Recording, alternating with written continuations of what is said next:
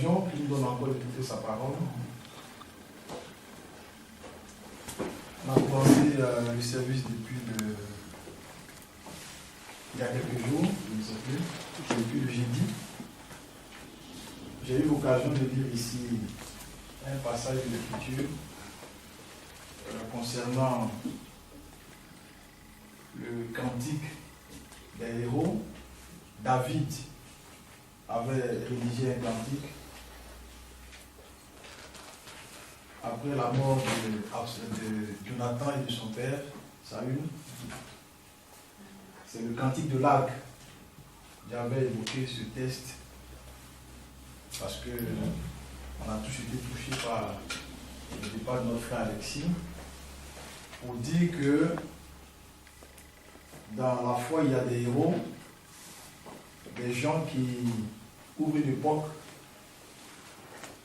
avec l'esprit, avec un mandat divin, avec la mission de Dieu, qui travaillent, qui se battent, et puis qui achèvent un jour la course. C'est ce qui est arrivé pour notre frère, qui fait aussi partie d'une génération de serviteurs de Dieu, qui a accompli une œuvre. On doit garder à l'esprit que nous sommes dans une marche. Ça, il ne faut pas l'oublier, frères et sœurs. La marche de l'église de Laodicée est limitée dans le temps. C'est une marche limitée dans le temps. C'est un chronogramme spirituel qui a commencé au temps du soir et qui s'achève au matin. Ce sont des temps prophétiques qui sont clairs. Donc, par génération, Dieu élève des hommes qui marchent, qui apportent la parole, qui font une œuvre. Et notre frère a pris part à la distribution de la nourriture. Et le temps est arrivé pour lui. Il allait se reposer. Et je disais que un temps viendra où Dieu va louer les héros. Ce temps viendra. Parce que aussi il est dit que quand nous mourrons, nos œuvres nous accompagnent. Et c'est au vu de nos œuvres que Dieu va nous louer. Ou bien aussi qu'il va nous reprendre. Amen. Et notre frère a combattu dans les difficultés, dans les épreuves. Nous qui venons en mission, ici en Europe, on n'a pas de problème. Parce que tout est facile ici. Vous avez tout facilement. Mais ceux qui quittent l'Europe pour aller en mission en Afrique, ils n'ont pas tout facilement. Là-bas, c'est difficile. C'est difficile. Et quand j'imagine dans les années dans lesquelles ils ont commencé, c'est difficile. Il n'y a pas de route, il n'y a pas beaucoup de confort. Ce n'est pas facile. Mais c'était des serviteurs d'une époque. Et Dieu les a équipés pour ça. Quand vous réfléchissez dans les temps anciens, au temps des Paul, on se demande comment ils ont pu servir le Seigneur. Il n'y avait pas d'avion. Un voyage en bateau, c'était avec beaucoup de risques. On n'était pas sûr d'arriver. Et puis, ça mettait du temps. Mais ils n'ont pas renoncé au travail. Parce que Dieu les avait destinés à cela. Amen. Oui. Et quand le frère Barrier partait en mission en Afrique, il y a des pasteurs sur place qui avaient des problèmes pour voyager avec lui. Oui, parce qu'il n'était pas à l'aise. Mais lui, il était à l'aise. Oui. Il était à l'aise. Vous devez être fier du frère Barrier. C'est un don que Dieu a donné à l'Église. Et quand vous lisez Éphésiens 4, il est dit qu'effectivement Dieu a élevé des hommes et il a fait don de ces hommes-là. Donc, un don, ça se partage. Ça se partage. Et le reste du monde a partagé le frère Barrier avec notre sœur Christine, avec les enfants, avec l'Église. Le frère Barrier a été partagé. Il a une grande famille ailleurs, dans d'autres endroits, surtout en Afrique. Si vous arrivez chez nous et qu'on vous appelle Barrier, si un frère entend le nom seulement, il va chercher à savoir de qui il s'agit. Et la première question qu'il va poser, est-ce que vous avez connu, vous êtes parenté au frère Barrier qui a servi? Voilà, c'est comme ça. C'est une famille, une grande famille. Bon, vous ne mesurez pas peut-être la sœur un peu, lui aussi qui a fait un tour en Afrique. Mais je veux dire que vous devez être fiers de notre frère, de votre père, pour tout ce qu'il a fait. C'est Dieu qui l'a utilisé. Et je disais aux frères qu'on doit continuer le travail. Le départ d'un homme de Dieu à la maison ne signifie pas l'arrêt du travail. Ça ne signifie pas l'arrêt du programme de Dieu. Mais seulement que dans de telles situations, l'Église doit faire un peu comme une évaluation pour voir comment prier Dieu pour avoir la bonne orientation. Il faut prier Dieu pour avoir la bonne orientation, la bonne conduite. Comment est-ce que l'œuvre de Dieu peut se poursuivre en l'absence de son serviteur? Qu'est-ce qu'on peut faire? Qu'est-ce qu'on ne peut plus faire? Il faut prier pour tout ça afin que Dieu vous conduise. Ce qu'il faut éviter de faire, c'est de se dire que bon, de toutes les façons, bon, ça va, c'est fini. On va rester là, se regarder, à croiser les bras. Amen. Mais quelqu'un ne raisonne pas comme ça. Quand Dieu fait une chose ici, c'est qu'il a prévu autre chose ailleurs. Donc, il faut prier Dieu pour avoir la bonne conduite. C'est très important. Donc, tous les frères et sœurs qui savent que je suis en voyage m'ont demandé de vous saluer, de transmettre les encouragements. C'est de tout cœur qu'on a partagé le peu qui s'est abattu sur vous. D'une part, vous savez, ces genres de situations, on en parle avec beaucoup de délicatesse, parce que d'un côté, il y en a qui se réjouissent de recevoir un homme de Dieu qui rentre à la maison. Amen. Un soldat qui a combattu avec beaucoup de cicatrices sur son corps spirituel, parce que c'est ça. Il y en a qui vont entrer au ciel avec le corps bien lisse, n'ayant reçu aucune cicatrice, parce qu'il n'a jamais été blessé sur le front, parce qu'il n'a pas combattu aussi. Quand on ne combat pas, on n'a pas de cicatrices. Mais ceux qui se font violence, qui combattent, ils entrent à la maison avec beaucoup de cicatrices sur le corps. Et les cicatrices, c'est vraiment les... Comment je peux dire, c'est vraiment la preuve du combat qu'on a mené. Et c'est au regard de tout ça que Dieu nous récompense. J'ai lu un livre écrit par un voyant. Il était monté au ciel dans une extase. Et il dit qu'il a vu des saints qui étaient déjà là-bas. Ceux qui nous ont divorcés dans la gloire. Il y a un endroit où ils se reposent, ils attendent la résurrection des morts. Donc, il en a vu qu'il y avait des blessures, des cicatrices. Mais il percevait ces cicatrices-là comme des marques d'or sur leur corps. Et lui ont dit ici, ça a de la valeur. Les cicatrices ont de la valeur.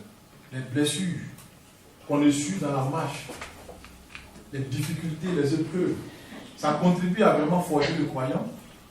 Donc, quand le ciel voit un héros rentrer à la maison, il s'y réjouit.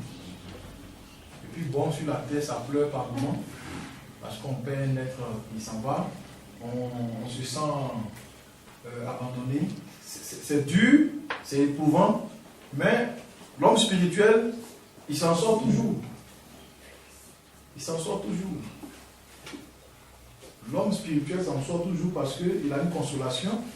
C'est que pour nous les croyants, un frère qui nous devant dans la gloire, on a l'assurance de le retrouver. C'est ça le réconfort. On a l'assurance de le retrouver.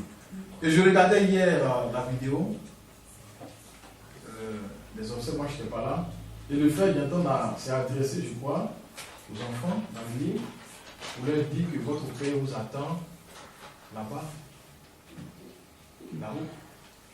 Donc celui qui veut le voir, il doit se battre pour arriver dans le même endroit.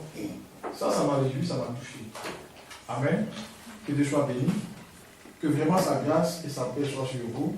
Et que nous serons tous conduits par le Saint-Esprit à aller de l'avant, à persévérer, à marcher dans les voies du Seigneur. Ce matin, je voudrais nous entretenir sur un sujet important. Il s'agit du repos dans le Seigneur. Je voudrais aussi que vous compreniez que les voyages ici ont un sens. C'est des voyages qui ont un sens, et je pense que c'est Dieu qui va, au fur et à mesure, donner sens à ces voyages missionnaires, et aussi c'est lui qui va vous permettre de comprendre.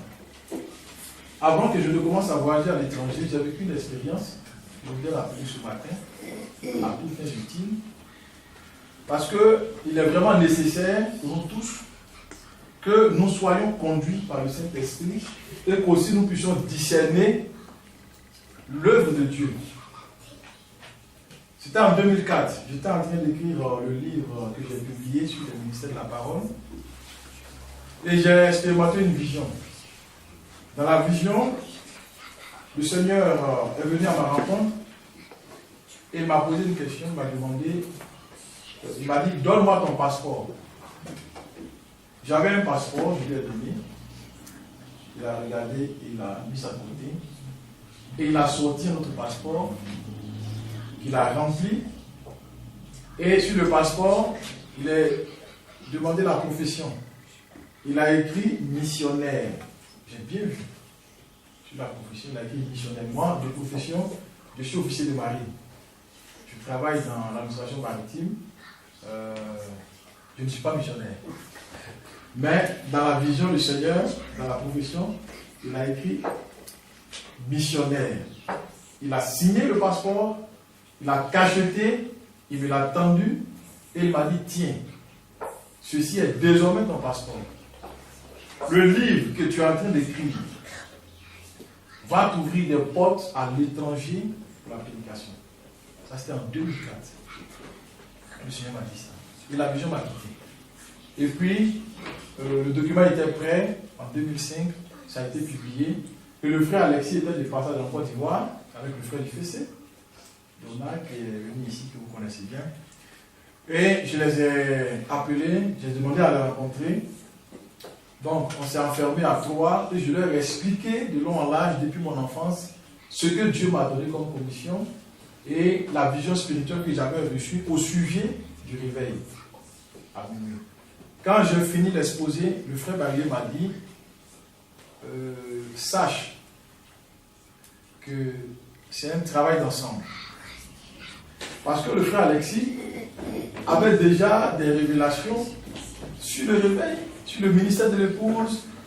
Et il m'avait même révélé que quand Dieu l'avait appelé dans ses expériences, le Seigneur avait montré qu'il avait une mission en relation avec la reconstruction de la muraille de Jérusalem. Et dans la vision spirituelle que j'ai rédigée, que j'ai reçue du Seigneur, il y avait une portion qui parlait de cela, de la reconstruction. Et le frère Barillier avait sa part dans ce travail. Sa première part, c'était de publier les informations que j'avais reçues du Seigneur sur la vision. Parce que moi, je ne savais pas comment faire. Et en 2003, si ma mémoire est bonne, j'avais reçu un songe où le Seigneur m'a dit, le frère Barillier va publier les révélations que tu as reçues et ça va secouer l'Église. C'est ce qui est arrivé plus tard. Quand il a publié les informations, il y a eu des secousses dans l'Église, un peu partout, et ça a même provoqué des séparations, des divergences de points de vue. C'était sa part. Et dans cette période-ci, le frère a reçu des visions et des songes qu'il a relatés. Je ne sais pas si vous avez connaissance de ça. Pour vous dire que ce que nous faisons est spirituel. Et quand Dieu travaille, vous ne verrez pas de la poussière se lever, vous ne verrez pas des bâtiments remuer. Dieu travaille dans l'esprit. Et chacun d'entre nous qui se sent concerné par l'appel du message du temps de la fin doit regarder dans l'esprit ce que Dieu est en train de faire. C'est très important. Donc, moi, mes voyages ici en Suisse rentrent dans le cadre de cet appel que j'ai reçu du Seigneur quand il m'a dit que le livre que tu as fait d'écrire va t'ouvrir des portes à l'étranger pour la prédication.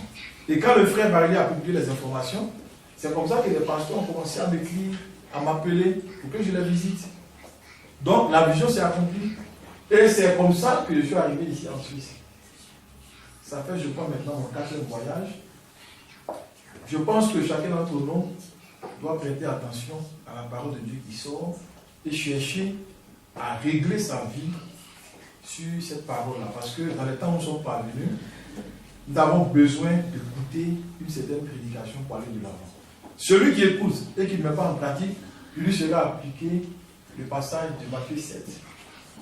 Jésus a parlé, il a dit qu'il y a deux sortes de croyants. Il y en a qui écoutent et qui ne pratiquent pas. Ils sont comme des gens qui ont bâti leur maison sur du sable. Parce qu'ils n'ont pas une foi affermie. Et à la moindre tempête, bon, ces gens de maison s'en vont, ça se renverse. Et puis il y en a qui pratiquent, ils écoutent, ils ne s'arrêtent pas là, ils pratiquent la parole qu'ils ont entendue. C'est-à-dire qu'ils font des efforts pour appliquer cela à leur vie. Parce que les lettres de la Bible doivent devenir un comportement pour nous tous. Et c'est quand les lettres de la Bible vont devenir pour nous un comportement qu'on aura produit le fruit pour lequel le message est venu. Alors, ceux qui pratiquent, au contraire, eux, ils sont comme une maison qui est bâtie sur le roc. Les tempêtes viennent, les inondations viennent, les épreuves, les vents soufflent, mais cette maison-là tient debout, ça ne tombe pas. Ça ne tombe pas. Donc, il est important de prêter attention pour comprendre ce que Dieu est en train de faire. Et surtout, ce que Dieu est en train de faire dans votre église, dans votre assemblée. Amen. C'est très important parce que Dieu travaille, frère. Amen. Dieu travaille. Amen. Et le travail de Dieu, pour le connaître, pour le comprendre, il faut vraiment être spirituel. Ce matin, je voudrais parler du repos.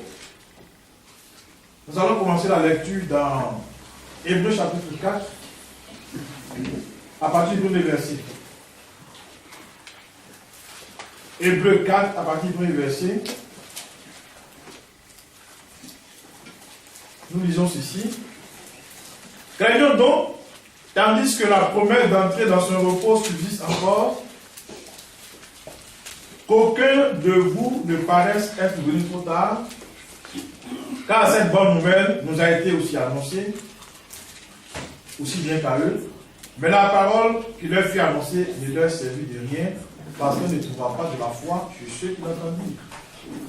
Pour nous qui avons cru, nous entrons dans le repos selon qu'il dit. Je jurai dans ma colère, ils n'entreront pas dans mon repos. Il dit cela quoique ses œuvres aient été achevées depuis la création du monde. Car il a parlé quelque part ainsi du septième jour, et Dieu se reposa de toutes ses œuvres du septième jour. Et ici encore, ils n'entreront pas dans mon repos. Or, puisqu'il est encore réservé à quelques-uns d'y entrer, et que ceux à qui d'abord la promesse a été faite n'y sont pas entrés à cause de leur obéissance, Dieu fixe de nouveau un jour, aujourd'hui, en disant, dans David, bien longtemps après, comme il est dit plus haut, aujourd'hui, si vous entendez sa voix, n'endurcissez pas vos cœurs. Car si Josué leur avait donné le repos, Dieu ne parlerait pas après cela d'un autre jour. Il y a donc un repos de sabbat réservé au peuple de Dieu. Car celui qui entre dans le repos de Dieu se repose de ses œuvres, comme Dieu s'est reposé des siens. Empressons-nous donc d'entrer dans ce repos, afin que personne ne tombe en donnant le même exemple de désobéissance.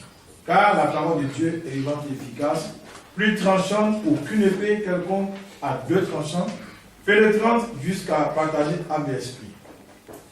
Jointie et moelle, elle juge les sentiments et les pensées du cœur.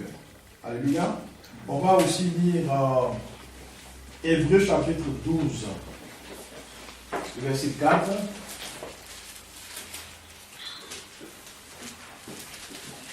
Vous n'avez pas encore résisté jusqu'au sang en luttant contre le péché. Nous lisons dans Romains chapitre 8. Romains chapitre 8, à partir du verset 12.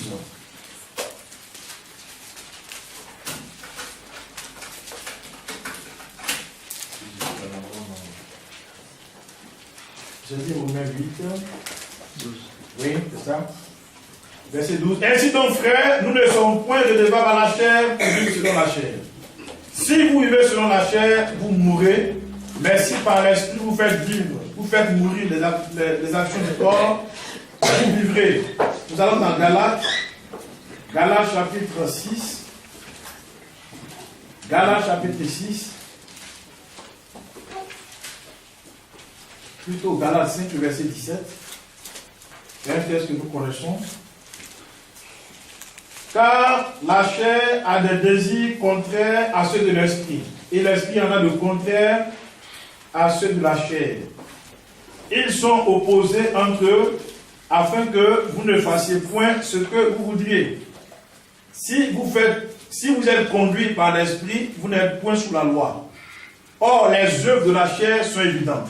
Ce sont la débauche, l'impureté, le dérèglement, l'idolâtrie, la magie, les rivalités, les querelles, les jalousies, les animosités, les disputes, les divisions, les sectes, l'envie, l'ivrognerie, les excès de table et les choses semblables.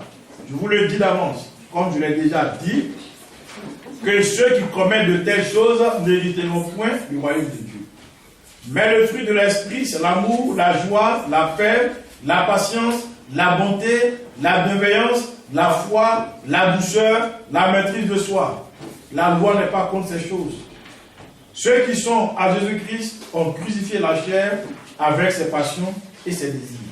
Si nous vivons par l'esprit, marchons aussi selon l'esprit. Ne cherchons pas une vaine gloire en nous provoquant les uns les autres, en nous portant envie les uns aux autres. Amen. On va ajouter à cela 1 Corinthiens, chapitre 4. J'espère que je suis... ce n'est pas Colossiens. C'est plutôt Colossiens 3. Colossiens 3.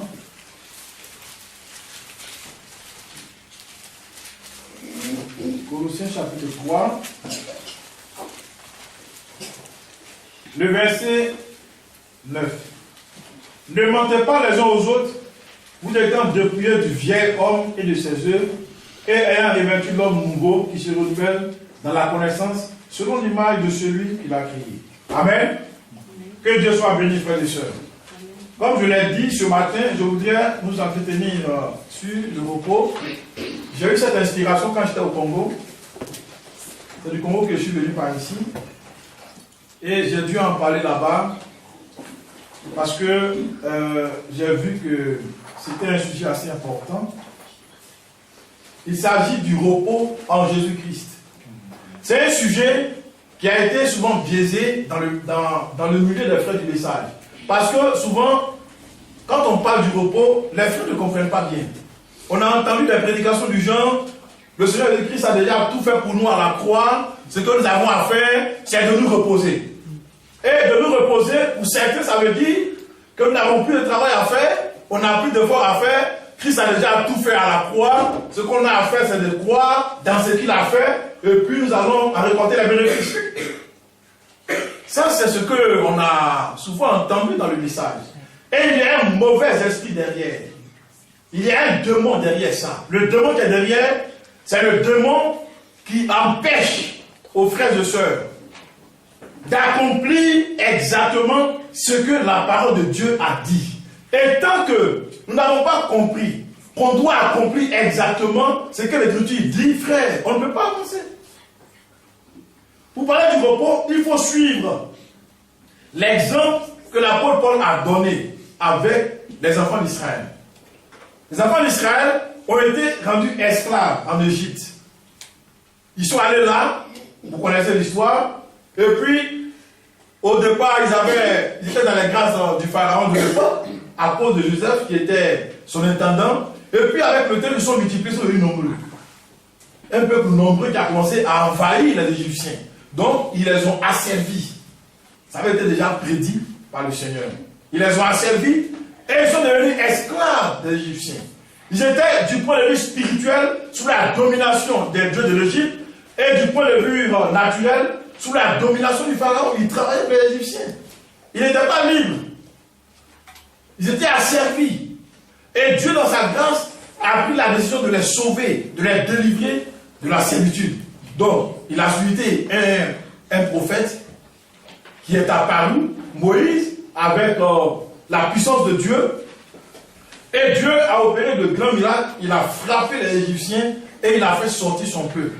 Et une fois qu'ils ont traversé la mer Rouge, qu'ils ont entamé le désert, il leur a donné sa parole. La parole qu'il leur a donnée, c'est la loi. Et il les a nourris de façon miraculeuse avec la manne. Ils ne cuisinaient pas dans le désert. Ils ont commencé à cuisiner quand ils ont commencé à manger. Ils voulaient manger de la viande. Donc ils ont commencé à réclamer de la viande. Mais c'est de façon miraculeuse que le Seigneur les a nourris pendant tout le temps. Dans le désert. Et ce peuple devait entrer dans le repos. Et le repos pour eux, c'était la terre promise. La terre promise, c'était une terre de repos pour Israël. Et l'apôtre Paul dit que dans ce processus de marche, ils ont reçu l'évangile comme nous. La parole de Dieu. Ils ont reçu l'évangile. L'évangile, c'est la bonne nouvelle. La bonne nouvelle, c'est la prédication qui nous fait voir, qui nous fait comprendre la mort et la résurrection. C'est ça la bonne nouvelle. Ils ont reçu l'évangile. Ils ont reçu une prédication, une parole qui leur a permis de comprendre et d'avoir la foi dans la mort et la résurrection. Donc déjà, les anciens croyaient dans la mort et la résurrection. Ils croyaient que s'ils mouraient, ils reviendraient à la vie pour un monde meilleur. C'est ça l'évangile qu'ils ont reçu. Et déjà, Abraham croyait cela, tous les pères croyaient à cela, y compris Joseph. Joseph a demandé que ses os puissent entrer à Jérusalem, en Israël. Pourquoi? Parce qu'il savait qu'eux, ils revenaient à la vie. Effectivement, il ne s'est pas trompé. Quand Jésus-Christ est revenu à la vie, les anciens sont ressuscités, ils sont apparus dans la ville et puis ils sont montés au ciel. Donc, ils ont effectivement reçu la parole, ils ont reçu l'évangile. Ils ont reçu les promesses que nous avons aujourd'hui. Mais leur course finissait dans la terre promise. La terre promise, c'était pour eux la terre du repos. Mais l'Écriture dit que beaucoup ne sont pas entrés. La masse qui a quitté l'Égypte n'est pas entrée. Il y a eu seulement 2 qui sont entrés. Les autres qui sont entrés dans la terre promise, ils sont nés dans le désert, pendant la marche. Parce que la marche a duré 40 ans. Et même quand ils sont entrés dans la terre promise, cette terre promise n'a pas été pour eux une terre de repos à cause de eux-mêmes leurs fautes. Ce que Dieu a dit qu'ils devaient le faire, c'est qu'une fois dans la terre promise, il devrait détruire tous les ennemis qui occupaient les terres. Parce que ces ennemis avaient été livrés à Israël par Dieu. La promesse de Dieu sous-entendait que ces ennemis leur étaient livrés. Donc, en engageant la guerre contre eux, ils avaient reçu vraiment le pouvoir, la grâce de détruire tous ces ennemis pour libérer entièrement la terre et qu'ils s'installent, qu'ils soient en paix. Parce qu'une fois que les ennemis ne sont plus là, Israël est en paix. Ils sont dans le repos. Il n'y a pas de guerre, il n'y a pas de doux. Ils sont en paix entre eux, il n'y a pas de problème. Mais quand ils sont entrés dans la terre promise, au lieu de mener ce combat pour détruire les ennemis autour, ils ne l'ont pas fait. Ils ont seulement ils ont éloigné certains, ils en ont tué d'autres, et puis bon, il y en a qui sont restés sur place. Et ceux qui sont restés sur place ont été pour eux des problèmes. Jusqu'aujourd'hui. Jusqu'aujourd'hui. Israël n'a pas le repos. Ils sont là, ils n'ont pas le repos. Ils sont envoyés de nations hostiles, de nations armées. Ils ont des problèmes. Et il y a même les Palestiniens qui veulent s'installer sur la terre d'Israël, former un État et partager Jérusalem en 2. Ils n'ont pas le repos. Donc Dieu a dû suspendre le temps d'Israël pour donner la grâce aux nations, pour que les nations entrent dans le repos et que par après, ils retournent vers Israël pour achever la conquête de Josué. Parce que Josué n'a pas achevé sa conquête, il n'a pas achevé sa mission. C'est pour ça que l'Écriture dit que si Josué leur avait donné le repos, on ne parlerait pas encore de repos. Donc, ils n'ont pas eu de repos. Josué n'a pas été en mesure de libérer entièrement la terre promise pour que Israël reçoive le repos. Dieu doit encore revenir. Dieu doit opérer un miracle en Israël. Israël naturel. Pour détruire les ennemis autour, afin de donner la paix à Jérusalem, à Israël. Et aussi permettre au monde entier d'entrer dans le millénium, qui est aussi le repos. Voilà ce que l'Écriture dit au sujet d'Israël, qui aussi nous concerne. Donc quand on parle de repos, pour bien comprendre, il faut regarder l'image d'Israël. Il faut regarder le comportement d'Israël. Et il faut savoir ce que c'est que le repos dont on parle. C'est très important, frères et sœurs. Donc, vous savez ce qui nous concerne. Dieu nous a appelés au repos en Jésus. Amen. Et en Jésus-Christ, nous avons une terre promise. Je vais vous surprendre, frère. La terre promise pour nous, en Christ, c'est le nouvel homme. Je ne vous parle pas de la nouvelle Jérusalem, je ne vous parle pas du millénium, du règne millénaire, non. La terre promise pour nous, c'est le nouvel homme. Vous allez comprendre là où je vais. Le nouvel homme. Créé en Jésus-Christ. C'est notre terre promise, ça. Parce que quand on vient à Christ, nous expérimentons, après une vraie repentance, la nouvelle naissance, le baptême de l'Esprit. Et en nous se trouve désormais une nouvelle vie. En nous se trouve désormais un nouvel homme. Et ce nouvel homme, c'est lui que l'Écriture appelle la nouvelle création. C'est-à-dire que c'est la régénération de l'âme pécheresse. Quand l'âme est régénérée, l'âme est renouvelée par la parole de Dieu. Quand la vie de l'Esprit revient en nous, nous sommes une nouvelle personne. Et cette nouvelle personne, quand elle vit pleinement sa vie en nous, nous sommes dans le repos. Oui, frère, c'est ça le repos. Le nouvel homme est notre repos. La vie du nouvel homme est notre repos. Parce que la vie du nouvel homme, ce n'est pas la vie de la chair. C'est la vie de l'esprit. Et la vie de l'esprit, c'est l'épanouissement total de notre être entier. Ça, c'est le repos. Mais frère, on ne se repose pas sans avoir travaillé. C'est pas possible. Pour se reposer, il faut avoir travaillé. Et vous connaissez bien cette loi. Vous êtes un peuple de travailleurs. On prend des vacances, on se repose après avoir travaillé. On ne commence pas l'année par les vacances. C'est quand on a travaillé qu'on se repose. Et celui qui travaille, il se repose toujours. C'est la loi de la nature, c'est la loi du travail, c'est la loi de l'existence. Dieu a travaillé 6 jours, le 7e jour, il s'est reposé. Et tout homme qui travaille se repose.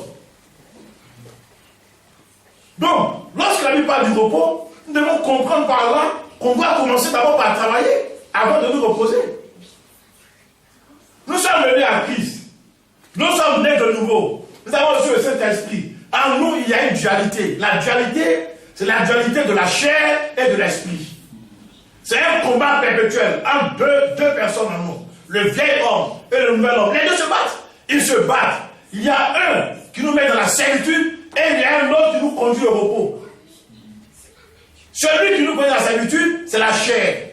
Et celui qui nous conduit au repos, c'est l'esprit.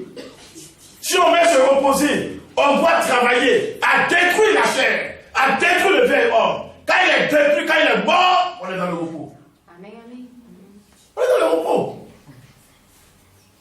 Et on se repose de ses œuvres. Mais si on n'a pas travaillé, frère, il n'y a pas de repos. Israël n'a pas travaillé assez. Israël n'a pas détruit, n'a pas libéré la terre promise, qui est son lieu de repos. Ils n'ont pas libéré. Ils sont allés s'amuser avec l'ennemi. Bon, amuser peut-être c'est trop dire. Hein. Ils ont combattu quand même. Ils ont combattu, mais ils n'ont pas achevé le combat. Donc, ceux qui sont restés autour ont commencé à créer des problèmes. Quand vous lisez l'histoire des enfants d'Israël, vous allez voir que par moments, ils ont créé des problèmes à Israël. Ils sont même jusqu'à transporter des dieux étrangers en Israël. Ils ont conduit par exemple le peuple d'Israël à adorer des dieux étrangers, comme les Baal, comme les Tammuz. Ils ont fait souffrir le peuple. Et celui qui ne veut pas travailler, il ne se repose pas. Et celui qui ne se repose pas, il souffre, frère. Il est dans la servitude. Oui. Parce que le problème de l'homme, chrétien ou non chrétien, le problème de l'homme, c'est le vieil homme. C'est la vieille nature. C'est lui le problème, frère. Oui. Quand vous lisez les œuvres du vieil homme, mais c'est l'ensemble de toutes les difficultés que l'humanité a. Les rivalités, les querelles, les jalousies, les guerres, les troubles, tout ce que nous avons, la méchanceté, la haine, c'est la manifestation du vieil homme. Le vieil homme se manifeste quand on n'est pas chrétien, il se manifeste quand on vient à la foi, parce que tant qu'il n'est pas mort, il se manifeste. C'est quand il meurt qu'il ne se manifeste plus, parce qu'un corps mort, frère, il ne bouge pas, il ne travaille pas, il ne fait rien. Un corps mort, c'est un corps mort. Mais tant qu'il vit, il se manifeste. Donc le combat du chrétien consiste à travailler, à détruire sa vieille nature. Parce que la vieille nature, il est à l'origine, il est le centre de tous les problèmes que nous avons dans la vie. Amen. Notre problème, ce n'est pas l'argent. Ce n'est pas l'argent, frère. Et notre problème, ce n'est pas notre prochain. Dans la loi de la Bible, le problème de l'homme n'a jamais été son prochain. C'est pour cela que le Seigneur a dit que ça ne sert pas, ça ne sert à rien. De haïr les frères ou bien de le mépriser, ça ne sert à rien. Parce que le problème de l'homme, ce n'est pas son prochain. Le prochain de l'homme n'a jamais été son problème, frère. Le problème de l'homme, c'est sa vieille nature. C'est son vieil homme. C'est lui le problème, frère. C'est lui le problème. Et il faut le discerner. Quand on est chrétien, il faut discerner que le problème, c'est le vieil homme. C'est lui, frère. C'est pour ça que Dieu n'admet pas, dans le milieu des chrétiens, les accusations. Tout ce qui va contre le prochain, Dieu ne l'admet pas parce que le problème, ce n'est pas le prochain. Le problème, c'est nous-mêmes. Peut-être qu'aujourd'hui, on ne le comprend pas, mais plus tard, il y en a qui vont comprendre que, ah, mais le frère me disait, c'est la vérité. Et on le comprend en grandissant dans la foi. Celui qui vient à la foi, il doit travailler à anéantir son vieil homme. Quand il meurt, amen, il n'y a plus d'œuvre charnelle. On se repose, frère. On se repose, ça veut dire quoi? On a la paix. On a la paix en nous-mêmes, on a la paix avec les autres, on a la joie, on a la vie, on a l'amour. Parce que le nouvel homme, quand il se manifeste, frère, c'est la vie de Dieu qui se manifeste. C'est la vie de Dieu. Et la vie de Dieu n'a aucun problème. C'est une vie de repos, frère. La vie de Dieu, la vie de l'Esprit, c'est une vie de repos. Ça veut dire que c'est une vie dans laquelle toutes les initiatives, tout ce que nous faisons, provient vraiment de là-haut, de l'Esprit, provient de la parole. Parce que le correspondant du nouvel homme, c'est la parole de Dieu. C'est la loi de Dieu, parce que le nouvel homme, il aime la loi de Dieu. Il aime l'esprit. Il aime les choses qui viennent d'en haut. Mais la chair, on l'a lu dans Galates. La chair n'aime pas ces choses. Il n'aime pas la prière, il n'aime pas le jeûne, il n'aime pas le combat spirituel. Il n'aime pas tout ce qui peut contribuer à faire avancer la foi chrétienne. Non, non, non. Le vieil homme, lui, il est complètement terrestre. Donc, il aime manger, il aime dormir, il aime se reposer, il aime la paresse, il aime la négligence, il aime la tièdeur, le sommeil, l'assoupissement. L'homme charnel, il aime ces choses. Il aime les intrigues, les querelles, les jalousies, les animosités, le mépris, la haine, les jalousies. Ça, c'est le vieil homme. Il aime ça. Parce que c'est sa vie, c'est son comportement. Il est comme ça. On ne peut pas le changer. Ce qu'il mérite, c'est la mort. Amen. C'est la mort. Et c'est un travail. Pour le tuer, c'est un travail. Et c'est quand on a fait ce travail qu'on se repose dans la foi. Le repos dans la foi, comprenez-moi bien. Ça ne veut pas dire, désormais, il est mort, donc c'est fini. Non. Le repos pour nous, c'est le travail dans l'esprit. Oui, frère. Ça veut dire qu'on n'est plus dans la servitude de la chair, plus dans la servitude des démons, alors on travaille dans l'esprit, on se repose. On se repose des œuvres de la chair. On se repose des œuvres de la chair. Et quand on travaille dans l'esprit, on va se reposer pendant l'éternité de nos œuvres, de nos bonnes œuvres, avec la récompense. Vous voyez? Donc le repos de Dieu, le repos de Christ, c'est de cela qu'il s'agit. Il y en a qui veulent atteindre le repos sans travailler. Mais Dieu lui-même qui a fait la création a travaillé avant de se reposer. Donc tu ne peux pas prétendre le repos sans avoir travaillé, frère. Ce n'est pas possible. Si tu viens à la foi, que tu ne veux pas prendre les armes de Dieu, comment tout à l'heure on l'a lu. Tu ne veux pas prendre les armes de Dieu, tu ne veux pas combattre. Parce que quand on parle de combat spirituel, il y en a qui ne perçoivent pas. Mais le combat spirituel, c'est d'abord dirigé contre ton vieil homme. C'est pour ça que dans les groupes, on dit que frère n'est pas encore organisé jusqu'au sang en luttant contre le péché. Il y en a qui n'ont pas encore réalisé qu'on combat contre le péché. Vous n'avez pas encore résisté jusqu'au sang en luttant contre le péché. On combat contre le péché, frère. On combat contre le péché. Il ne faut pas raisonner pour dire à la croix, Christ nous a sauvés du péché. Il t'a sauvé du péché. Mais est-ce que dans ta vie c'est une réalité? C'est de ça qu'il s'agit. Jésus a combattu, frère. Pendant son ministère terrestre, il a combattu. Et le point culminant de son combat, ça a été la crucifixion. Et cette crucifixion, c'est une image de la mort du vieil homme, frère. Et quand Christ est mort, il est revenu à la vie le 3e jour. Mais il était dans le repos. Oui, frère, dans son corps de résurrection, qui est l'image du nouvel homme. Il était dans le repos. Il apparaissait aux frères, il disparaissait. Il leur prodiguait des conseils. Vous voyez, le monde n'a plus d'emprise sur lui. C'est le repos. C'est le repos. Ce sont des images. Et ça nous concerne tous. On ne peut pas se reposer sans avoir travaillé, frère. On doit travailler. Nous les chrétiens, on doit travailler. On doit travailler. Chacun doit travailler. Et tu dois travailler contre ton vieil homme. Celui qui n'aime pas la prière, celui qui n'aime pas le jeûne, celui qui n'aime pas la piété, les œuvres de l'esprit, tu dois travailler contre lui. Si tu ne le fais pas, il va te noyer. C'est l'ennemi numéro 1 de l'homme. Et nous portons en nous-mêmes notre ennemi, frère. Ton ennemi, ce n'est pas ton prochain. Si toi tu es délivré, tu as compassion de ton frère qui a des problèmes. Oui, frère, c'est ça.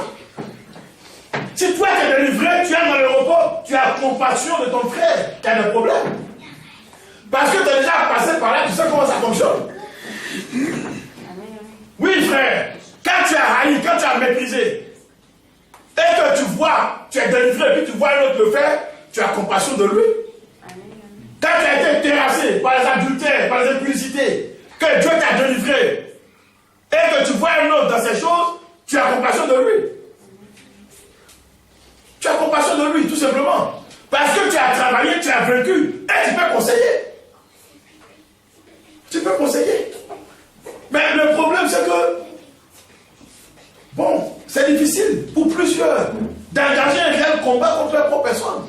Ils ne veulent pas le faire. Mais, frère, le combat est contre notre propre personne. Le combat spirituel commence par là. Contre notre propre personne, le vieil homme. Il faut le combattre. Et il faut lui imposer ce que lui n'aime pas. Il faut lui imposer ça. La chair, ce qu'il n'aime pas, c'est ce qu'il faut lui imposer. Et c'est une vraie dualité. L'apôtre Paul a expérimenté ça. Paul a écrit que ce que je veux faire de bien, je n'arrive pas à le faire. Il a dit, je n'arrive pas à le faire. C'est toujours le mal qui s'attache à moi. C'est le mal qui surgit. Ce que je veux faire de bien, je n'arrive pas à le faire. Qui va me délivrer? Il s'est écrit comme ça. Mais vous verrez que plus tard, on dit que si je vis, ce n'est plus moi qui vis, mais c'est Christ qui vit en moi. Alléluia. Il en avait fini avec la dualité. Paul en avait fini avec la dualité de la chair et de l'esprit en lui. Il en avait fini avec. Donc, maintenant il dit, mais si je vis, c'est Christ qui vit en moi. Ce n'est plus moi qui vis. Pourquoi? Parce qu'il a réussi à à détruire le vieil homme. Il a réussi à l'anéantir, à le rendre impuissant. Il ne peut plus être gouverné par le vieil homme, par la chair. Donc, il dit que si je vis, c'est Christ qui vit en moi. Et il va dire que ceux qui sont à Christ ont crucifié le vieil homme. Ils l'ont combattu, ils l'ont vaincu. Ils l'ont vaincu. Ils sont spirituels, ils se reposent. Ils se reposent. Frère, quand on est spirituel, on se repose. Quand on devient spirituel, on a mûri, on a grandi dans l'esprit, on est mûr, on se repose. Celui qui est spirituel, celui qui a grandi, qui est mûr dans l'esprit, il se repose. Il est en paix, frère. Il est en paix. Il est en paix. Il est tranquille. Il est calme. Il est serein. Il n'a peur de rien. Il a de l'assurance dans la vie de tous les jours. Il a de l'assurance. Et il est à l'aise dans tous les milieux. Il est à l'aise contre le monde des esprits. Il est à l'aise contre les hommes naturels. Il est à l'aise dans tout. Et il est rempli de compassion et d'amour. Parce que c'est pénible d'en finir avec le vieil homme. Il faut chercher, il faut commencer. C'est quand on commence qu'on voit. Donc, le repos en Christ, c'est le nouvel homme qui a été créé à l'image de Jésus. Et qui n'est pas loin de nous, qui est en nous. On peut se reposer. Si on veut, on peut se reposer. Mais il faut vouloir se reposer. Il faut accepter de se reposer. Jésus a dit, vous qui êtes fatigués et chargés, venez, je vous donnerai du repos. Mais qu'est-ce que ça veut dire? Je vous donnerai du repos. Ça veut dire que je vais ôter l'homme charnel qui vous fait souffrir, qui vous a servi, vous mettre dans un domaine où vous serez à l'aise. Un homme délivré du péché, délivré du poids, du monde, de la mondialité, il est tranquille, frère. Il est libre. Il est en paix. Mais quand tu es tiraillé, entre la chair et l'esprit, tu es tiraillé. Entre la chair et l'esprit, tu as encore des réflexes. Tu as encore le cœur attaché à la mondialité, aux choses de ce monde. Tu as encore le cœur rempli de convoitises. Le cœur est rempli de beaucoup de choses, comme on a cité dans Galates 5, 17. Mais tu n'es pas au repos. Tu es troublé, tu es tourmenté, tu n'as pas de repos. Un homme jamais n'a pas de repos. Il n'a pas de repos, frère. Dans le désert, quand les enfants d'Israël ont engagé la marche, mais ils devaient aller dans la terre promise, ils ont commencé à pleurer parce qu'ils étaient incrédules. Et l'incrédulité, justement, est reliée à la chair, au vieil homme. Je le disais hier. Celui qui est incrédule, c'est celui qui n'en a pas fini avec le vieil homme. Parce que le vieil homme, il est incrédule. Il ne croit pas. Il ne connaît pas les choses de Dieu. Il ne connaît pas les choses de l'esprit. Il n'a pas de profondeur. Donc, il ne croit pas. Il est incrédule. Il est charnel, tout simplement. Mais l'homme spirituel, au fur et à mesure qu'il avance, il a la foi. Il a la foi. Qui peut même parler de ça, déplacer les montagnes. Oui, frère. Oui. Ce ne sont pas des choses éloignées de nous. Regardez la vie des hommes de Dieu, regardez la vie des apôtres. Oui, vous allez voir que c'était des frères qui se reposaient. Ils se sont reposés dans l'esprit. Oui. Ils ont eu du repos parce qu'ils ont combattu. Ils ne sont pas restés les mains liées. Ils ne sont pas restés là, une fois venus à Christ, ils ne sont pas restés là, le rien fait. Ils ont combattu. Quand vous lisez la vie de Paul, c'est pareil. La vie des apôtres, c'était la lutte. Ils ont combattu. Et ils ont vaincu le vieil homme. Le vieil homme. Nous avons une vie passée, frère. C'est ce que l'Écriture dit. Quand on va se dépouiller, c'est nous dépouiller par rapport à notre vie passée. Parce que nous avons une vie passée, frère. Et chacun doit reconnaître, chacun doit admettre qu'il avait une vie passée. Dans Éphésiens chapitre 4 ici, le verset 20, nous lisons ça. Mais vous, ce n'est pas ainsi que vous avez appris Christ. Si du moins vous l'avez entendu, et si conformément à la vérité qui est en Jésus, c'est en lui que vous avez été instruits à vous dépouiller par rapport à votre vie passée. Alléluia. On se dépouille par rapport à sa vie passée. Nous avons chacun pour sa part une vie passée. Avant que Christ vienne dans notre cœur était habité par des démons, par de mauvais esprits, par la modalité, par beaucoup de choses. Et quand on vient à Christ, quand cette vie nouvelle entre dans notre cœur, on doit travailler jusqu'à ce que cette vie grandisse, qu'elle prenne totalement et entièrement tout notre cœur. À ce moment, on peut se reposer. Donc, le dépouillement, c'est par rapport à notre vie passée. Ce qu'on aimait avant, qu'on ne va plus faire en Jésus-Christ.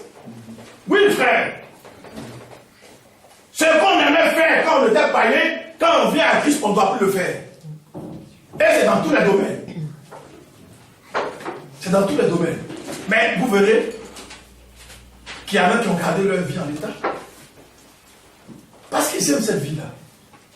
Ils aiment la vie charnelle. Mais la Bible dit que celui qui est ami du monde devient ennemi de Dieu. On doit se dépouiller par rapport à notre vie passée. Du vieil homme qui se corrompt par la convoitise trompeuse et à être renouvelé par l'esprit de votre intelligence et à revêtir. Voilà. Si je fais ça, je suis en train de me dévêtir. Pour revêtir l'homme nouveau, il faut se dévêtir de l'homme ancien, c'est-à-dire de notre vie passée. Si tu parviens par le combat spirituel à ôter la veste du vieil homme, tu peux revêtir le nouvel homme qui te repose en ce moment. Tu es dans le repos. Notre repos se trouve dans le nouvel homme, c'est-à-dire la vie de l'esprit. La vie qui nous est venue du ciel, qui est venue remplacer notre ancienne vie. C'est dans cette vie-là que se trouve notre repos, notre soulagement. Frère. Mais si on ne fait pas la promotion de cette nouvelle vie, sur le travail bas de cette nouvelle vie, frère, on ne peut pas se reposer. On ne peut pas conjuguer le verbe se reposer sans avoir auparavant conjugué le verbe travailler. C'est pas possible, frère. C'est pas possible. Et c'est ce que plusieurs veulent amener le Dieu à admettre. On peut rester là à ne rien faire et puis on sera enlevé. J'ai appris que c'est un enseignement ici, dans votre pays, dans le milieu chrétien. Mais c'est grave. C'est grave, frère. Dieu a travaillé et il s'est reposé. Et puis nous, on ne va pas travailler avant de nous reposer. Mais ce n'est pas la loi de Dieu. La loi de Dieu, c'est qu'on travaille pour se reposer. Et Christ est venu, pas pour nous rendre paresseux, mais il est venu pour nous donner les armes. La croix nous a donné les armes. Les armes de combat. Les armes pour nous dépouiller, pour nous délivrer de notre vieille nature. C'est ce que la croix a fait. Là encore, il y a un problème. Il y en a qui ne comprennent pas ce que la croix de Jésus a fait. La croix de Jésus nous a donné les armes, ce qu'il nous faut, le pouvoir, la puissance, l'esprit, la parole, les hommes de Dieu, les ministres de la parole, sous les Éphésiens. La croix a donné les armes. Et la croix a donné une vie. Et le reste se trouve dans nos mains. C'est ça l'évangile. Le reste, frère, c'est des mensonges. C'est des mensonges pour conduire plusieurs dans l'égarement. Quand le vrai chrétien, la lutte commence. Parce que celui qui n'est pas chrétien, il n'a pas de dualité en lui. Bon, il vit dans la chair, il vit normalement, naturellement, sa vie, parce qu'il n'est pas chrétien. Mais quand une nouvelle vie entre en toi, la dualité commence, la coexistence commence. Et cette coexistence doit parvenir on doit parvenir à un stade où il n'y a plus de coexistence. Et cette coexistence non plus n'est pas pacifique. C'est pas pacifique.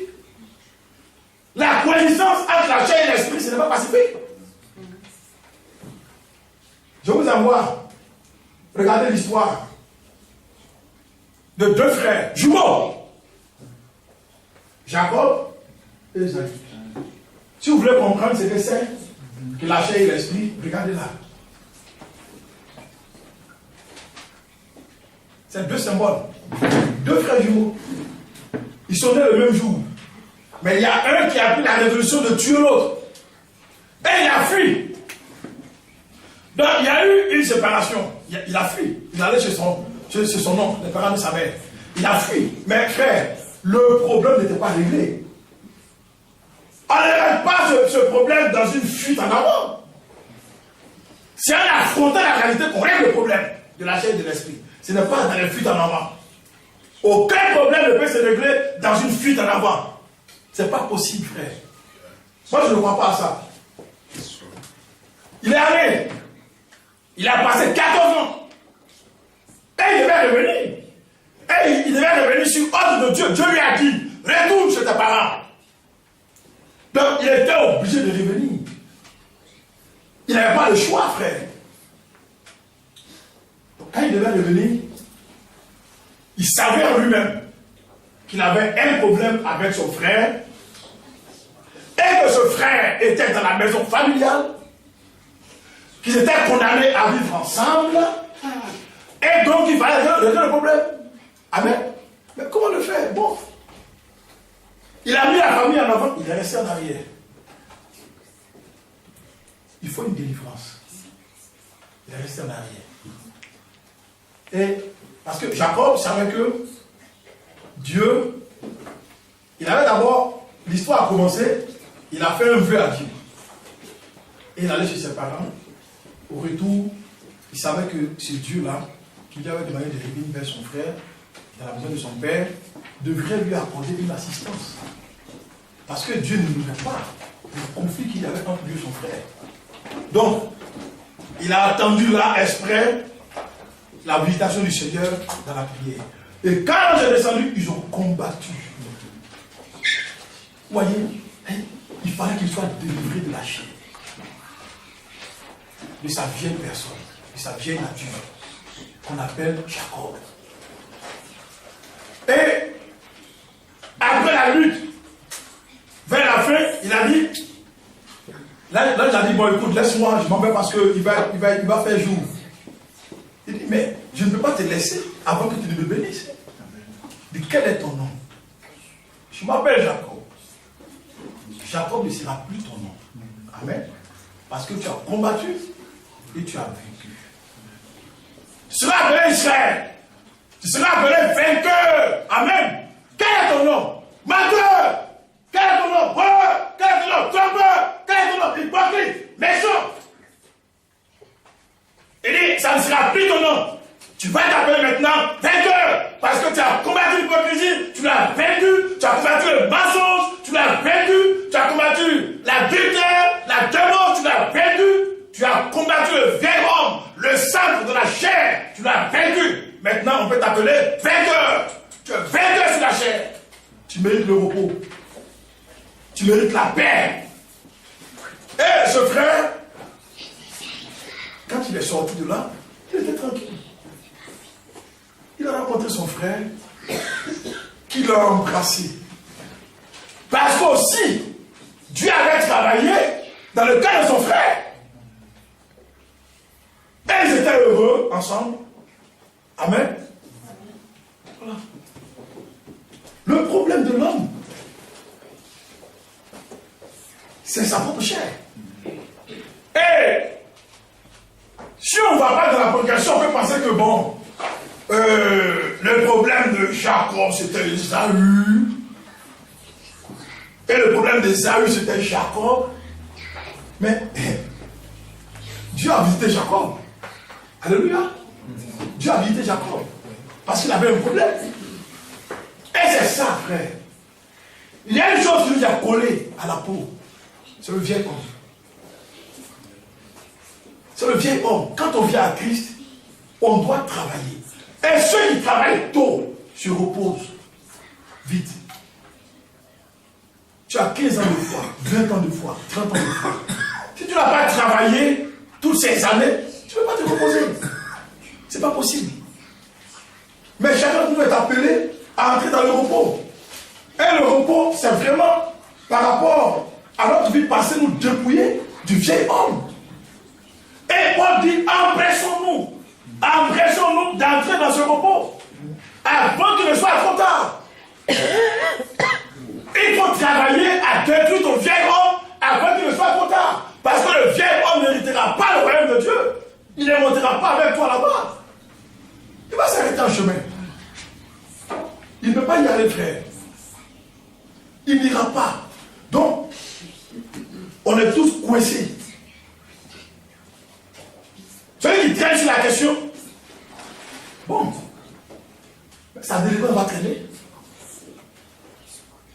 Regardez un homme qui a travaillé, qui a consacré toute sa jeunesse à travailler dur. Et puis, il s'en va à la retraite. Il a eu beaucoup d'argent, il a eu une maison, ses enfants ont grandi, il a travaillé aussi à éduquer ses enfants de la bonne manière. Donc, déjà à un certain âge, il ne leur écrit plus là-dessus, parce qu'ils sont obéissants, ils sont soumis, ils ont grandi, ils ont fait des enfants. Mais cet homme-là, il est heureux quand il est chez lui. Il est en paix, parce qu'il a travaillé pendant sa jeunesse. Il y a un temps pour travailler, frère. Et puis il y a un temps pour se reposer. Il y a un temps pour la servitude. Et puis il y a un temps pour se reposer. Un temps pour souffrir de cette dualité entre la chair et l'esprit en nous. Et puis un temps pour nous reposer, frère. Un temps pour nous reposer. Mais il faut travailler auparavant. Il faut travailler par les exercices spirituels. Il faut travailler. Paul dit qu'il faut parvenir à faire mourir par l'esprit les actions du corps. Il faut travailler, frère. C'est la parole de Dieu. C'est la loi de Dieu. On ne peut pas se dérober de cela. On ne peut pas faire autrement, frère. Un chrétien doit travailler avant d'avoir du repos pour son âme. Parce que le péché fait la guerre dans notre âme. La chair fait la guerre dans notre âme. Elle n'a pas de repos. Parce qu'on ne veut pas nous-mêmes lui accorder de repos. On ne veut pas libérer le territoire promis. On veut collaborer avec les Philistins. Jusqu'aujourd'hui, cette dualité, il y a un groupe qui veut collaborer avec les Philistins, il y a un autre groupe qui est radical. Moi, je suis un homme radical. Dans ce domaine, je suis radical. Je suis radical dans ce domaine. Parce que là où la Bible ne fait pas d'ouverture, frère, on ne fait pas d'ouverture. On ne fait pas d'ouverture, frère. Il y a une évidence. L'évidence, c'est que un chrétien doit travailler pour se reposer. C'est une évidence. Donc, je prêche beaucoup sur l'exercice spirituel, sur les prières, sur les jeûnes, sur les combats spirituels, pour anéantir le vieil homme. Quand on écoute la prédication, on doit mettre cela en mouvement dans notre vie. Si on ne le fait pas, on perd le temps. On perd le temps, frère. Et l'exercice spirituel supporte. Ça supporte la marche de la foi. Pour aller plus loin, pour grandir, il faut qu'on ait en nous de la profondeur. Et c'est la profondeur que Dieu crée en nous, qu'on remplit, qu'on satisfait par l'exercice spirituel, qui nous permet d'avancer. Le prophète l'a prêché. La profondeur appelle la profondeur. Dieu, pour nous faire croire, il crée en nous une profondeur qu'on doit satisfaire. C'est-à-dire un besoin de prière, de communion véritable. Quand on le fait, que c'est satisfait, il en crée encore. Parce que c'est ça qui nous fait progresser. Oui, frère. Il n'y a pas une autre solution. En tout cas, moi, je n'en connais pas.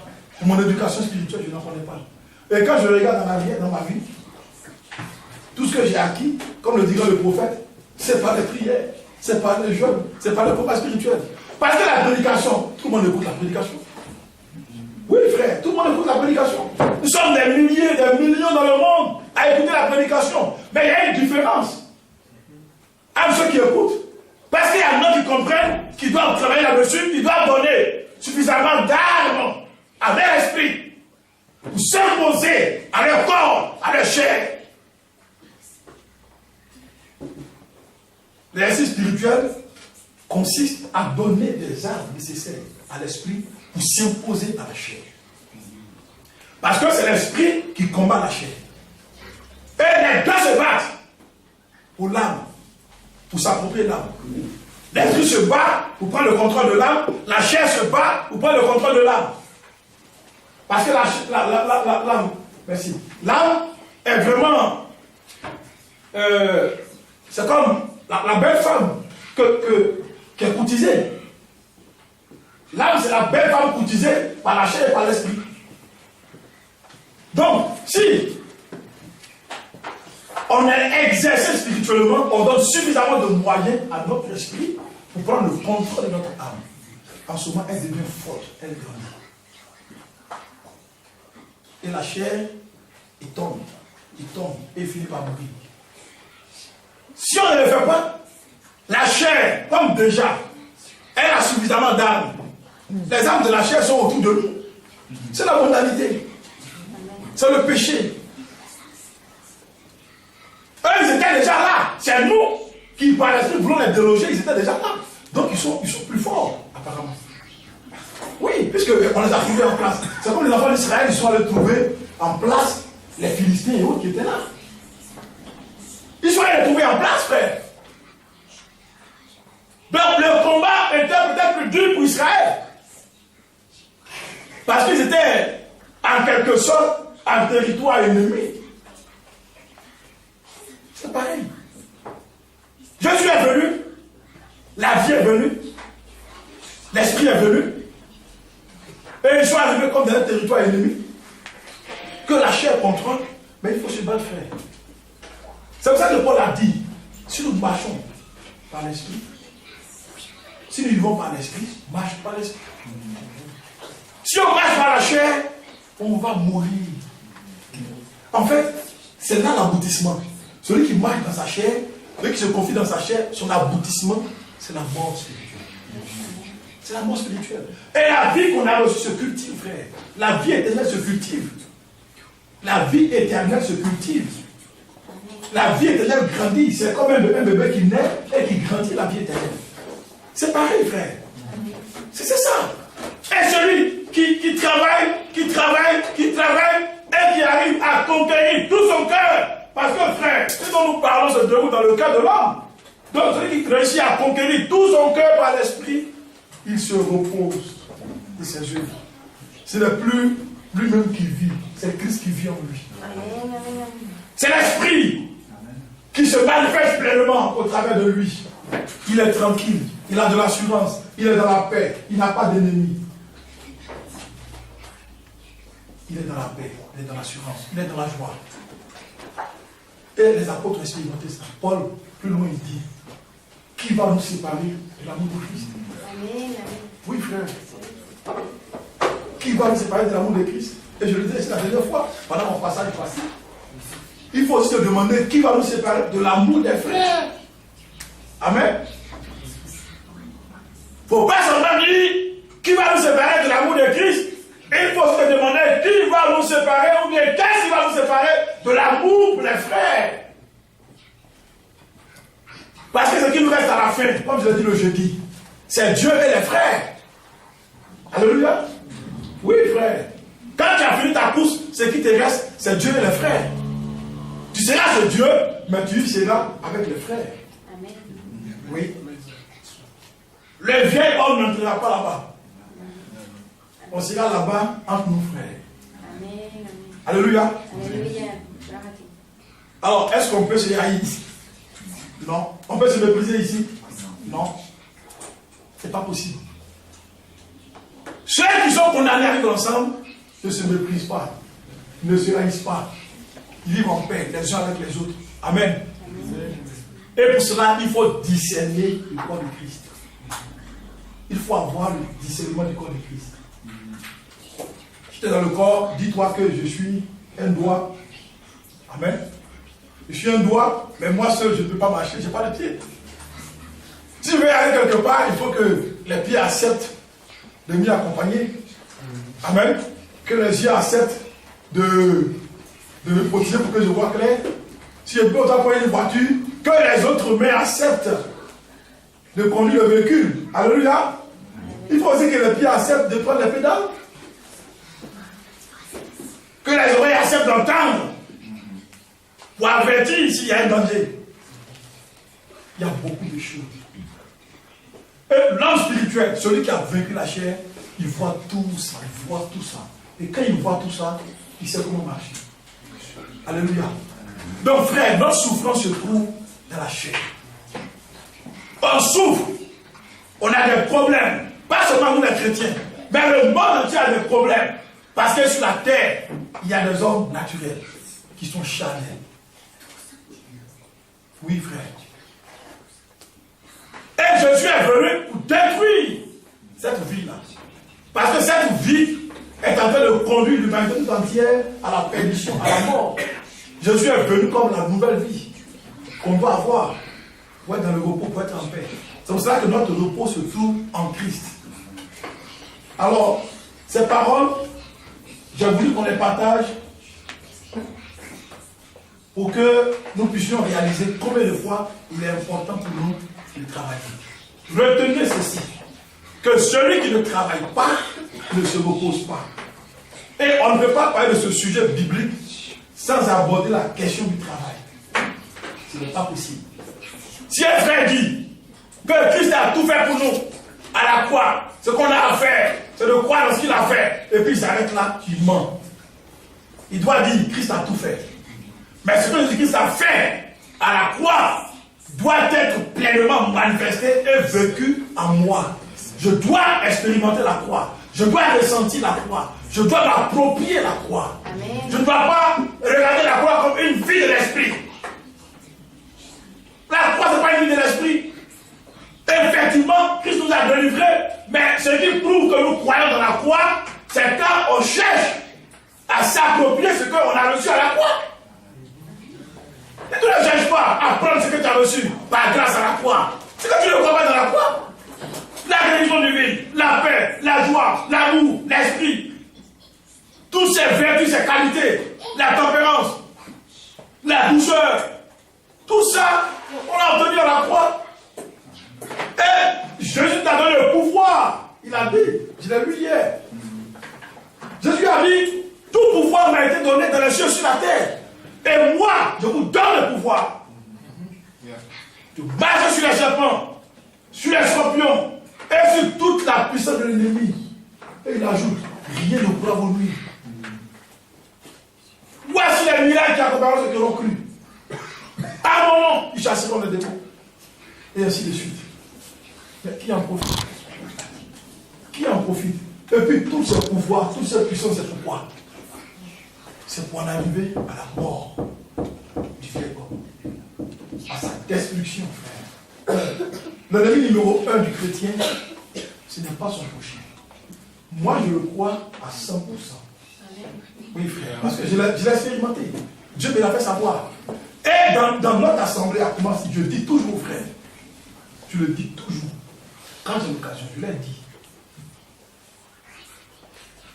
que c'est une vision, ce dont je parle, c'est une orientation spirituelle, c'est une manière de marcher qui est la bonne. Ne réglez jamais votre vie chrétienne par rapport aux autres. Non, frère, c'est une mauvaise vision. C'est le mauvais chemin, justement, ça. Si je veux régler ma vie chrétienne par rapport à mon prochain, j'ai emprunté la mauvaise voie. La bonne voie, c'est de régler sa foi, sa vie chrétienne, par rapport à ce que la Bible te demande à toi de faire. C'est ça qui est la bonne voie. Qu'est-ce que la Bible te demande de faire, toi? En faisant ça, tu empruntes la bonne voie.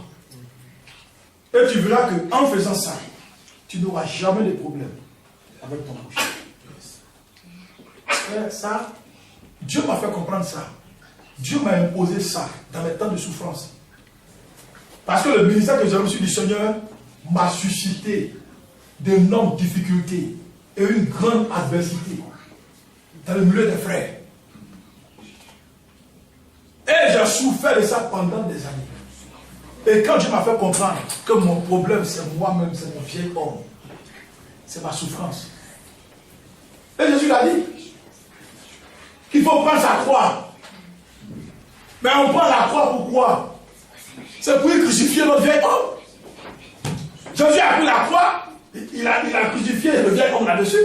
Donc nous on a appelé à prendre la croix pour y faire crucifier notre vieil homme à nous. Chacun a son vieil homme.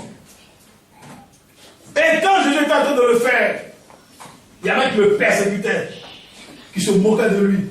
Qu'est-ce qu'il a dit? Que le feu de sang disait pour le consumer? Non. Parce qu'il sait que ce qu'il est en train de faire, tout croyant est appelé à faire la même chose. Donc ceux qui se moquent de lui, ils le font inutilement. Ils le font inutilement. Parce que quand tu deviens chrétien, tu es appelé à traîner toi aussi ta croix. Amen. Si c'est un parcours à traîner ta croix et à lui crucifier une fois à Golgotha, ton vieil homme, tu le prends et tu le mets là, tu le crucifies. Donc, les gens se moquaient inutilement de lui. Il a dit, Père, pardonne-leur. Parce qu'ils ne savent pas ce qu'ils font. Ils ne savent pas ce qu'ils font. Ils ne savent pas qu'eux, ils sont appelés aussi à faire la même chose. S'ils veulent avoir la vie. Alléluia. Amen. Donc, c'est un combat. C'est un combat pour chacun d'entre nous. Et celui qui a vaincu le vieil homme, il devient un homme fait. Comme on l'a dit. Nous qui sommes les hommes faits. Un homme fait, c'est un homme qui a été façonné par l'esprit. Un homme qui a réussi à détruire, à crucifier son vieil homme. Donc il a été façonné par l'esprit. Il a eu la victoire sur le vieil homme. Et désormais il est appelé vainqueur. Il est vainqueur. Vainqueur de quoi? Vainqueur du vieil homme.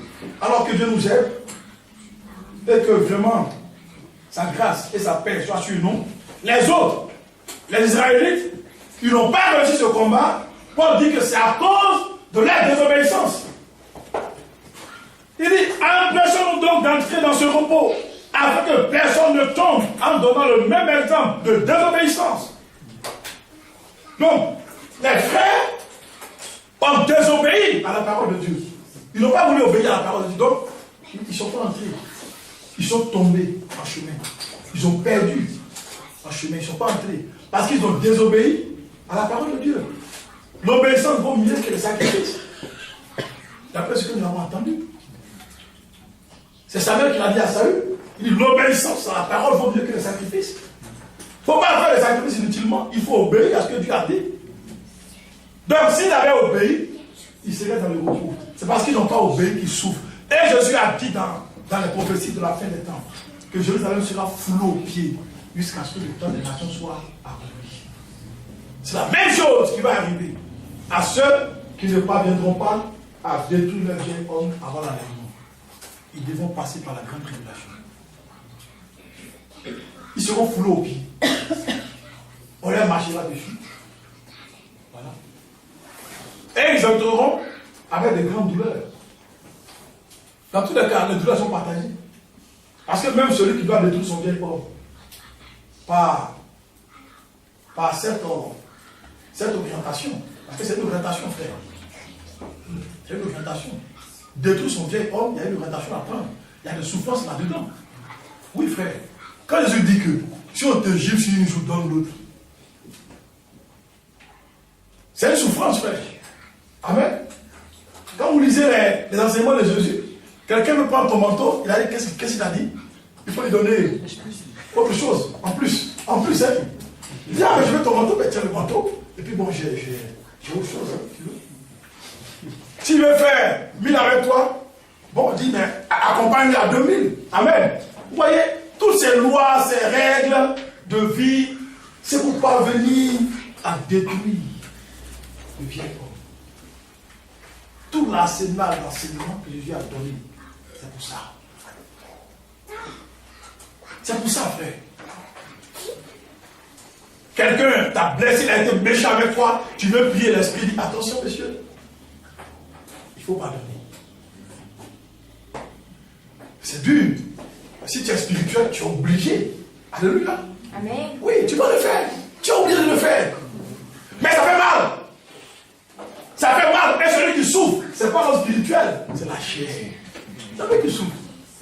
Parce que l'homme spirituel, lui, il aime ça. C'est sa nourriture. C'est la parole de Dieu, c'est sa nourriture, c'est sa vie. La dualité fait souffrir. La dualité fait souffrir. Mais quand tu parviens à la délivrance, tu ne souffres plus, tu es dans le repos. Jésus a bu à la croix, il a bu du fiel amer. Il a bu. Il a souffert. Et il était là. Il était là. Et puis à la fin, l'homme est mort. Et puis l'esprit est revenu. Il a pris le pouvoir sur la chair. Donc, c'est un combat. C'est un combat. C'est le plus grand combat pour un homme. D'un chrétien. Amen. Souvent, on ne le réalise pas. Mais c'est le plus grand combat, frère. C'est le plus grand combat. La guerre contre soi-même. La guerre contre soi-même, frère. La guerre contre le vieil homme qui nous tourmente, qui nous fatigue, contre la chair, qui nous tire dans des choses qu'on ne veut pas faire, qui nous tire dans des désirs qu'on ne veut pas avoir, dans des pensées qu'on ne veut pas avoir. Il nous tire, il nous tire, il nous tient, il nous fatigue, il nous éprouve. On n'arrive pas. C'est lui, c'est le vieil homme, frère. Chacun doit prendre les armes contre lui pour se défaire de ça si on veut entrer dans le repos. Et le repos en Christ commence par là. Ça commence par là. L'Église a négligé ce combat. C'est pour ça qu'on a des problèmes dans le message. Partout dans le message, c'est la manifestation des œuvres de la chair. Oui, frère. Les éclatements, les divisions, les séparations, les querelles, les calomnies, les mensonges. Des mensonges, des hommes de Dieu même qui mentent. Qui se trompent, qui trompent la femme, qui trompent l'Église. Il y a tellement de choses.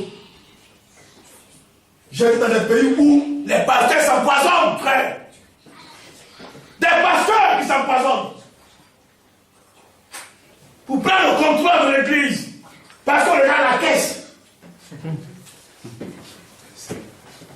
voyez?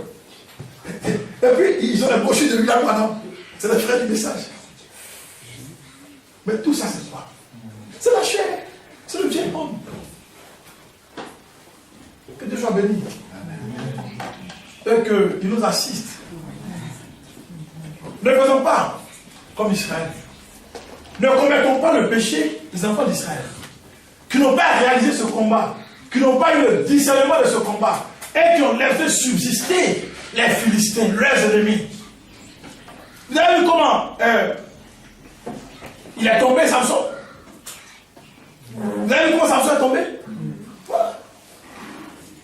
Il a pris dans son sein une femme qui appartient à une tribu ennemie.